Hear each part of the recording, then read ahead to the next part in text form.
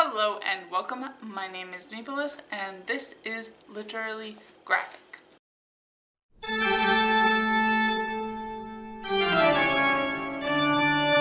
And today is going to be hopefully a pretty short and sweet introduction, my first reactions to the manga series Silver Spoon by Hiromu Arakawa, who is also the author, mangaka, art illustrator, what have you, of the very, very famous manga anime series, now also a live action movie of Full Metal Alchemist.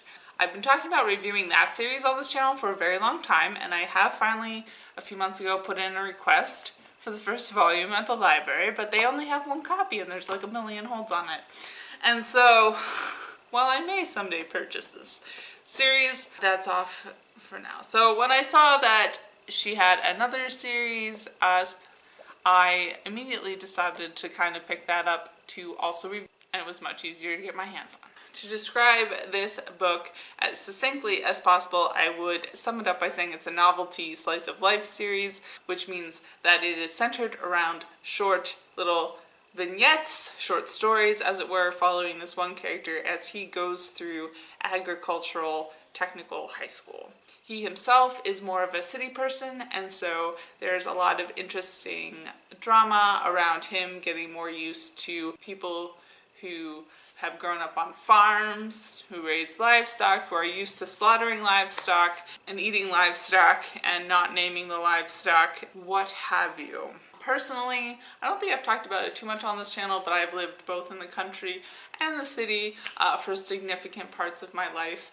I never lived on a farm, but I've been somewhat farm adjacent, and I've been also, since I moved to Toronto, thinking more about factory farming versus like wild hunting of wild game, and kind of how that relates to the conflicts between predominantly more white vegan and vegetarian people, and then more indigenous people, the indigenous people of Canada and the Inuit, perhaps specifically with their seal hunting, and kind of, yeah, the very dramatic conflicts that the two can get into. So I do find this story about a farm or learning more about farming quite interesting on that level. It's also just amusing because I have never read a comic book about farming before.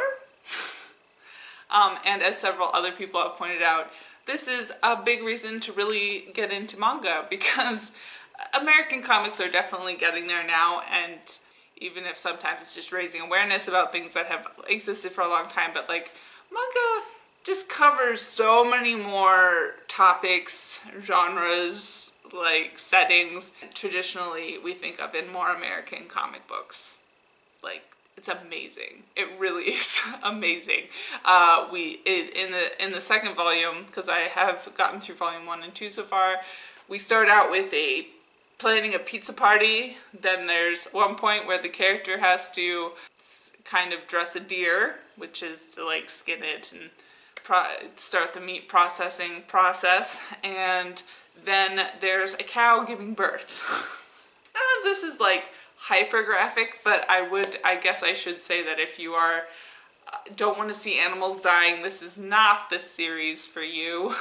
I'm not particularly finding the main character terribly relatable or interesting. It's not that he's completely flat, but yeah, I haven't really developed a connection with him at all. So I'm mostly just reading this series for that kind of novelty farming aspect, and I will probably continue reading it for that, but I know some people have found bookworm turned farmer student quite interesting as well.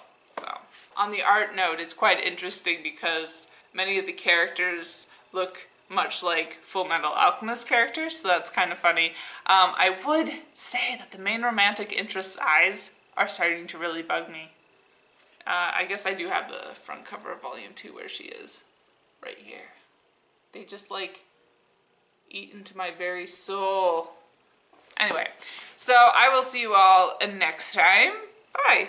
And as always, I would like to acknowledge that For the most part, all of my videos are filmed and produced on the traditional territory of the Mississaugas of the Credit, an Anishinaabe people, the Haudenosaunee Confederacy, and the Huron-Wendat Nation, land covered by the Dish with One Spoon Wampum Belt Covenant.